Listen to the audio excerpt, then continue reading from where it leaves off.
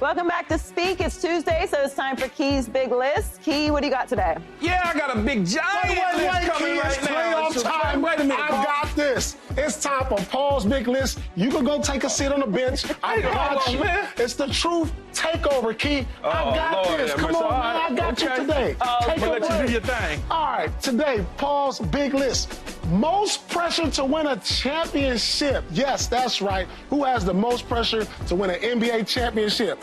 Coming in at number 6. Ooh, you're not gonna believe this. I know he got 4 of them things, but Steph Curry. Yeah, what? You say what? Steph Curry? Of course, he's one of this generation's greatest players. He has expectations every time he gets into the playoffs. And look, if Steph wins one more ring, we're going to have some uncomfortable conversations about this generation's best player. So at number 6, coming in at number 5, I got James Harden, one of the game's greatest 2 guards. We all know what he did in Houston. We saw his cup of coffee out there in Brooklyn. Now he's back home in LA, and he's healthy. Kawhi is healthy. And if James Harden can win a championship, he may move up on that 2-guard rank. I don't know. Just saying, though.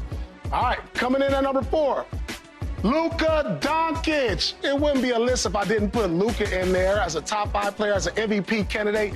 Every year he's in the league. Now he's teamed up with LeBron. He dragged the number 5 Dallas team to the finals last year. Hey, it's time to start seeing some residuals. It's time for Luka to get over that hump and win a championship.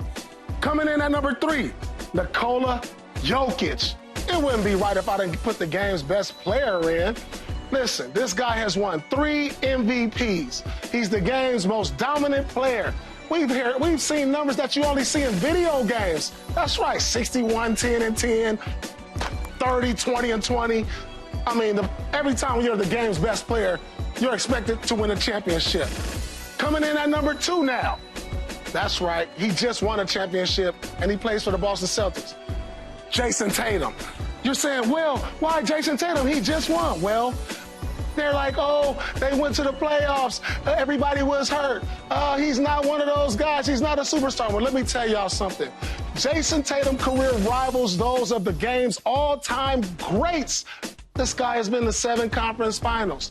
This guy has been first-team All-NBA. But you know what? We're going to have no more question marks if he get one more. Oh, he's not even the best player on his team. He didn't win Finals MVP. That's all right. He's going to calm all the haters down if he wins one more championship. I guarantee you, and I don't want to hear it. And coming in at number 1, yeah, I know his career solidified. I know he's one of the all-time greats, if not the greatest of all time. But listen, it's LeBron James. Every time LeBron James comes into the season, there's expectations for him. And now that he has Luka freaking Doncic, and LeBron James is the second best player on his team. If LeBron James wins one more championship, there's going to be more uncomfortable conversations. But hey, LeBron is always, because of who he is, the game's brightest star. It's always going to be him until he retires, just like it was with Michael Jordan. Wait, hold on. What's wrong with all this? All right, hold on. We're going to discuss this. We're going to have to discuss this. Okay, the list is wrong. This is like, you just grab names out the sky and put them up. These are the game's brightest stars, and it's always going to be the pressure is on them to win every year. You only needed to put one name up there. Who is that? Jason Tatum. He just won. I mean, I did put him up there. But he wasn't Finals MVP. If there's I think he should be on the list. If you want to solidify what everybody thinks Jason Tatum is, yeah. It's like Steph. But he's That's like why Steph he's second on the list. But he's literally 12 years old right now. He's got so much time. So what would you change, and who else would you put up there? Well, first of all, for me, LeBron James would be number 1. Luka would be number 2. How is there any pressure on LeBron James to win a championship? Because LeBron James just went and got rid of AD, whether he wants to say it or not, to get Luka to try to win a championship, Joy. The correct list is Luka, James Harden, Jimmy Butler, Giannis, which we don't talk about enough, Shea, and then Jason Tatum. You forgot one. Who? Kawhi Leonard. I would put him there ahead of James Harden.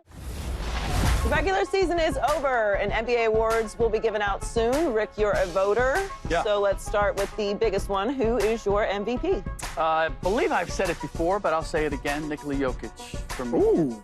MVP over Shai Gilgeous-Alexander. I just can't ignore, especially now, in light of everything that we know about what's been going on with the Denver Nuggets, the fact that they still finished as the 4th seed, that he came back better than he was last year. You look at the rest of that team, and other than maybe Christian Brown, most of them have flatlined or regressed.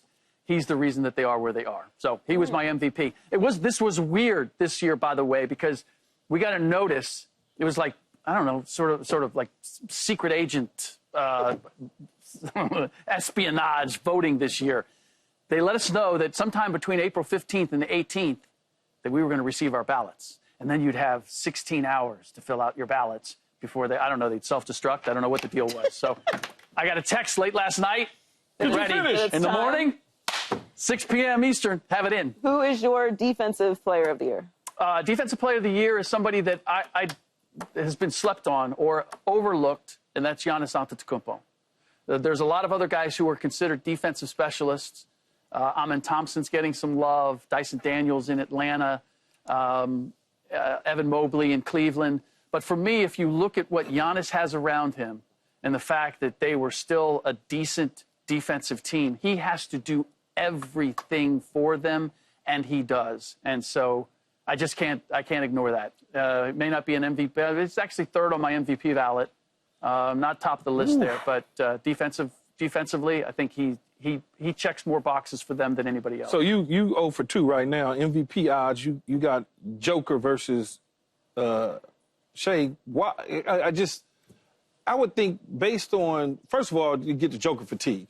Yeah. As far as the MVP. Number 1, yes, which I'm not going to have affect my voting. But you got Shai, basically, you talked about what he's able to do in Denver despite whatever was going on. We don't know about what was going on until the last week. They was already set at the 4th seed. They were never going anywhere else. No, he was already my MVP. And then hearing that only solidified in my mind why he should. But you got this little guy doing what he's doing and causing all the havoc at the number 1 seed in the West. Yep. He's a worthy candidate. I'm not hating on him. I look at what Nikola has to do for the Denver Nuggets. That's what you're going to do on Jackie Robinson Day, huh? That's what you're going to do, huh? That's what you're going to do, huh, Rick? Oh, crazy as hell. That's what you're going to do, Leave Rick alone. Then defensively, you don't like Draymond in that spot? You don't like Draymond in the defensive spot coming along? No, look, he defensively, he became a different guy when Jimmy Butler came on board. And certainly, and Paul can speak to this, any guy who's playing defense, you got to have guys who can play defense around you. Nobody wins that award almost on their own.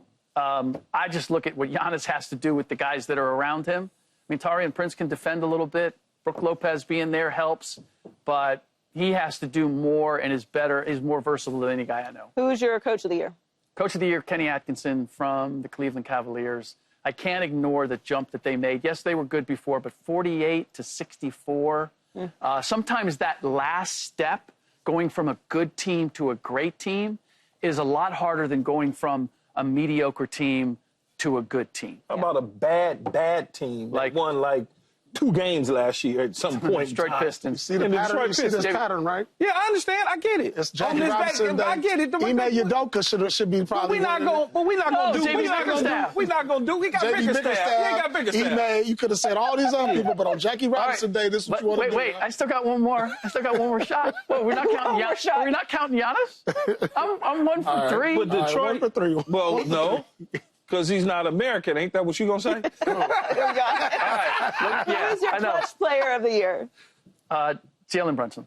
The number of shots that he has to hit, and everybody knows it. There's nobody else going to be taking those shots. Tibbs is not very creative when it comes to their offense. The number of clutch shots that he's made and the weight that he has to carry for them. He said, Come on! He said, I'm a light-skinned brother. Oh, man! Come on! Right here. He chopped down the middle. What? When did this? Sorry, Excuse me. you have made me way more curious to see how these come out. Heller, could we have released these like tomorrow instead?